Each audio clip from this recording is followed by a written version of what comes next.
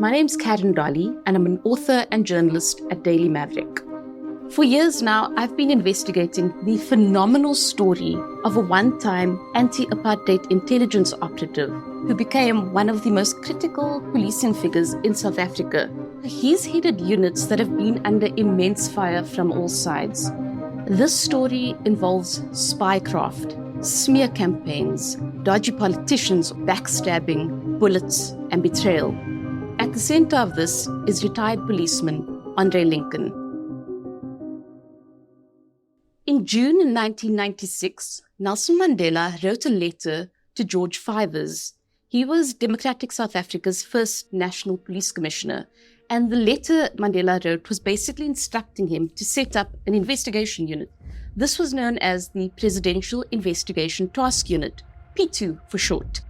The P2 was set up to investigate suspicions and allegations along the lines of whether a suspected mafioso at the time from Italy named Vito Palazzolo was perhaps connected to or had dodgy relations with some government officials. This is a clip narrated by an AI-generated voice of the Supreme Court of Appeal judgment. During 1996, Lincoln received information relating to Mr. Vito Palazzolo, allegedly a highly placed member of the Italian mafia who was resident in Cape Town. It suggested the existence of mutually beneficial and corrupt relationships between him and a high-ranking officer in the SAPS and also a minister in the National Cabinet. Lincoln prepared and delivered a presentation on the issue to the state president, Mr. Nelson Mandela. The outcome was that the Presidential Investigative Task Unit, P2, was established.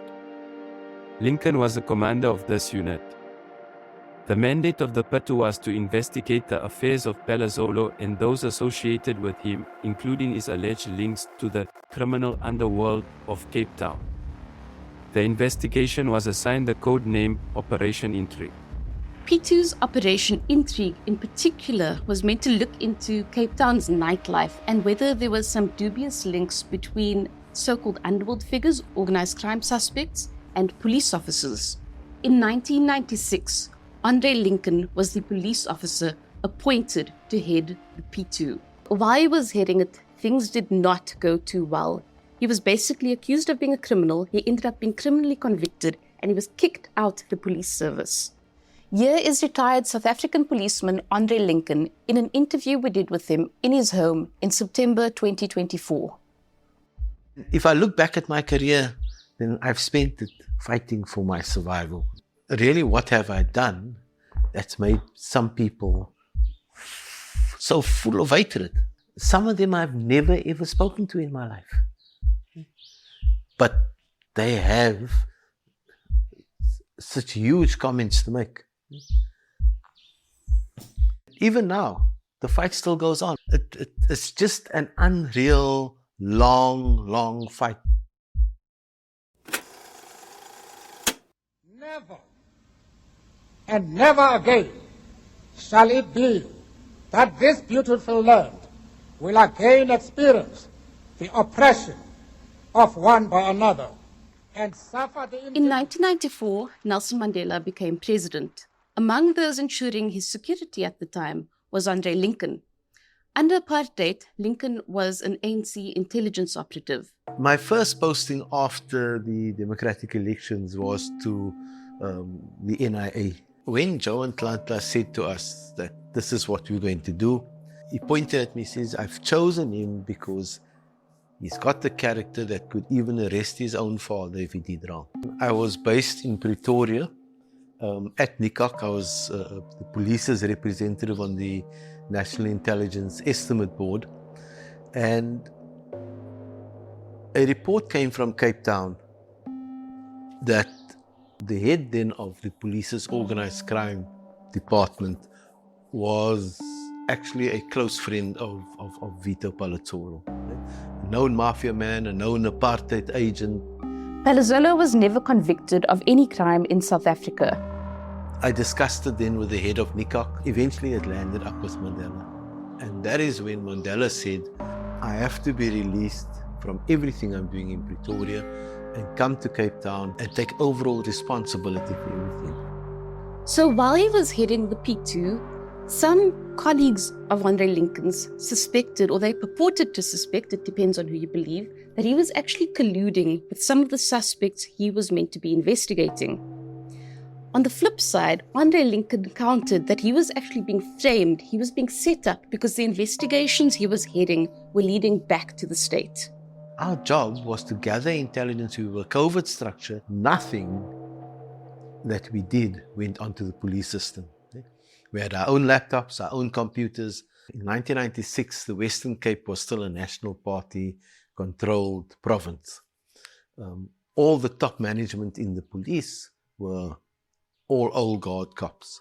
They assumed I was there to investigate them. And they then concocted all these stories and etc. It ended up in me being arrested on the 18th of February 1998. His criminal trial dislodged some astounding claims linked to exceptionally high-ranking government figures, including former President Thabo Mbeki. The P2, meanwhile, the unit he was heading, collapsed, and along with it, so did several of the investigations it was meant to be pushing ahead with. André Lincoln was eventually convicted on the 18th of November 2002 on 17 counts, 15 of which were related to fraud, and he was sentenced to 9 years in jail. He avoided jail time because he appealed his convictions. I was finally cleared on, I think it was the 10th of February in 2010. A long time. Basically, he was exonerated and he was reabsorbed into the South African Police Service. So the saga seems done, dusted, finished, a thing of the past. What happened, happened. Here's the thing, that's not quite the case. In fact, this time around, things turned outright sinister and tragic. So Lincoln filled various policing units once he was back in the service, and in 2018, he was appointed to head the anti-gang unit, and that was based in the Western Cape, which, as we know, is South Africa's gangsterism epicenter. I was extremely excited. We spoke about the issues of gangsterism, not gang violence. Gang violence was a very small part of the complete picture around gangsterism. We spoke about having the Department of Justice on board, the Department of Correctional Services, education, health, social services, all of us forming a body that dealt with gangsterism. On the 2nd of November 2018, South African President Cyril Ramaphosa launched the anti-gang unit in Hanover Park in Cape Town. We are here to say that the national government, and indeed the provincial government, as well as the police ministry and department, have heard you. We have listened to your pleas for help, and we can say that today we are here to take action. We declare today to the gangsters that we are not afraid of you. In fact, we are coming after you. We are going to pursue you. We are going to chase you down. We are going to find you in every little corner where you are hiding. We are going to implement it, and this means that it is jail time for gangsters. This is the end of your road. This is the end of you terrorizing our communities. Like I always am, I got into it, hook, line and sinker. We started hammering at gangs. Within the first few months, we made a massive impact on the murders on the Cape Flats. The unit was driven. Nobody looked at the clock.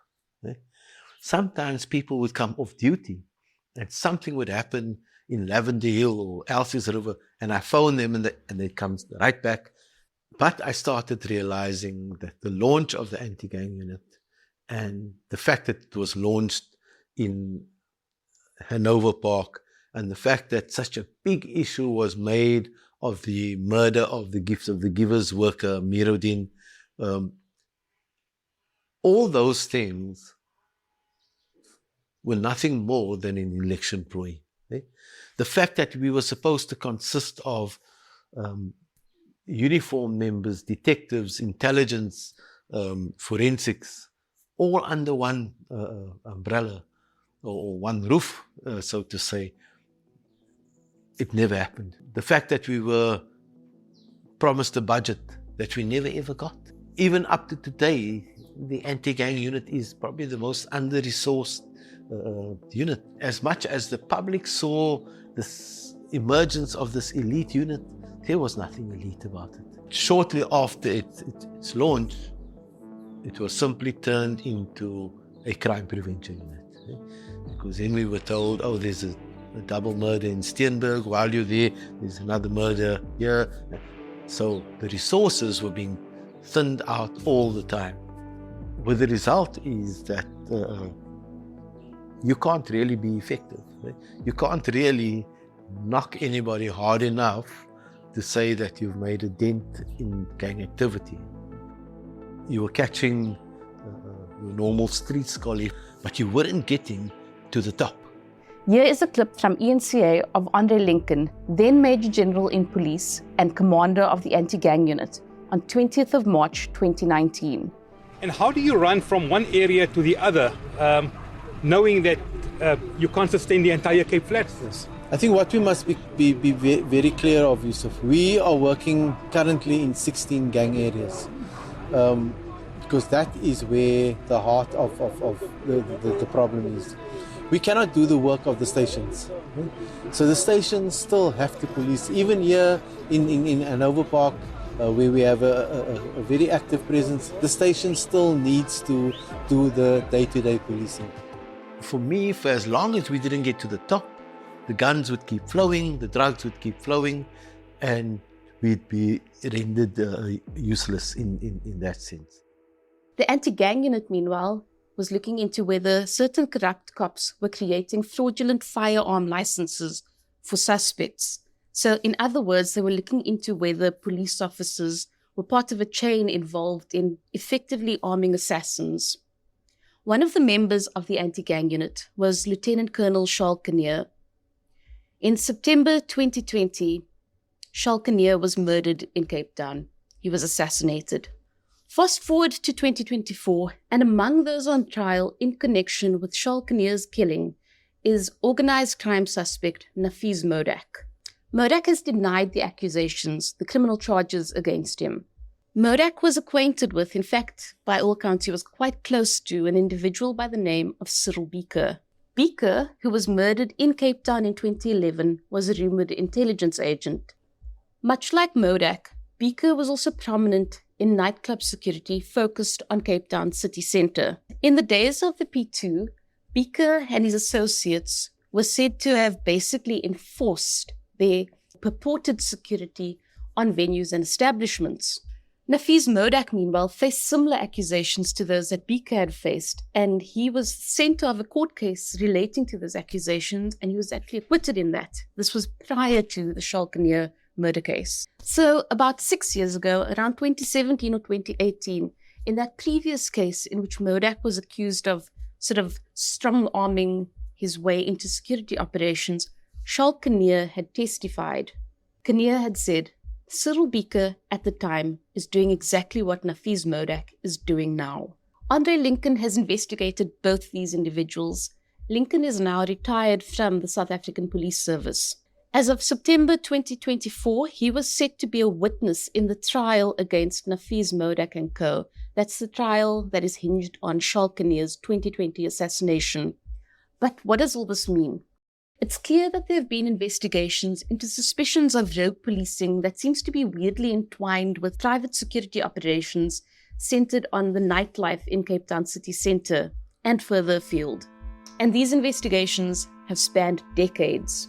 These are just some of the murky themes my new book, Man Alone, Mandela's Top Cop, Exposing South Africa's Ceaseless Sabotage, explores. You know, in 2021, just before I retired in October, from the beginning of the year until October, at our old house in Kuilsriver, we had 11 firearm incidents at the house. Now, you realize that if it's going to happen, it's going to happen. Fortunately, my time wasn't up yet. As late as last week, Thursday, Shireen and myself went to CTM, and when we pulled up there, the security guard at the gate came running to us, saying, "This car is following you." But Shireen was on the phone and she looked at him, and I don't know if they thought that we had seen them and that we were calling for backup, but they sped out of the yard like in a flash. It would be an exaggeration to say that it troubled me. That is what I got used to. I got used to that kind of life. This episode was written and narrated by Karen Dolley and produced by Bernard Kotze, Malibongwe Tielo, and Emily Gambard. Please rate us, review, and subscribe wherever you get your podcasts. If you value in-depth investigations like these, consider becoming a Maverick Insider. By contributing what you can, you help us bring important stories like these to light. Go to dailymaverick.co.za/insider for more.